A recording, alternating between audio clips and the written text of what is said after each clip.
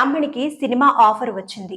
అయితే Balakrishna Unstoppable talk show వ్యాఖ్యాతగా రాణిస్తున్న బాలకృష్ణ సీజన్ 4 ఎపిసోడ్ 8 లో అతిథులుగా సందడి చేసిన సినీ దర్శకుడు బాబీ, సంగీత దర్శకుడు తమన్, నిర్మాత నాగవంశి తన కుమార్తె బ్రాహ్మణికి మణిరత్నం హీరోయిన్ ఆఫర్ ఇచ్చారన్న బాలకృష్ణ అన్స్టాపబుల్ షో ఇండియాలోనే టాప్ టాక్ షోగా దూసుకు వెళ్తోంది.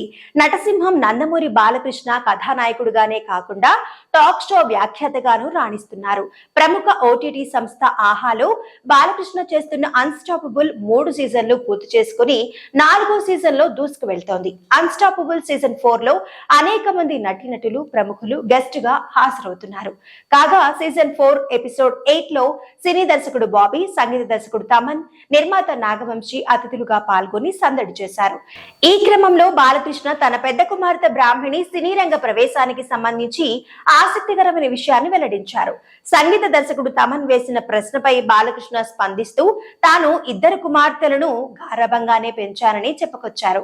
తన పెద్ద కుమార్తె బ్రాహ్మణికి అప్పట్లో ఓ సినిమాలో హీరోయిన్ గా నటించేందుకు మణిరత్నం ఆఫర్ ఇచ్చారని బాలకృష్ణ గుర్తు చేసుకున్నారు.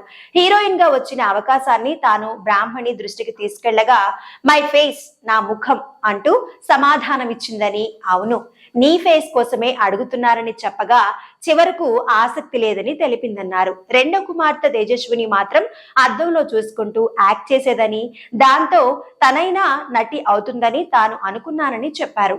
తేజస్వి ఈ షోకు క్రియేటివ్ కన్సల్టెంట్ గా వ్యవహరిస్తోందని బాలకృష్ణ వెల్లడించారు.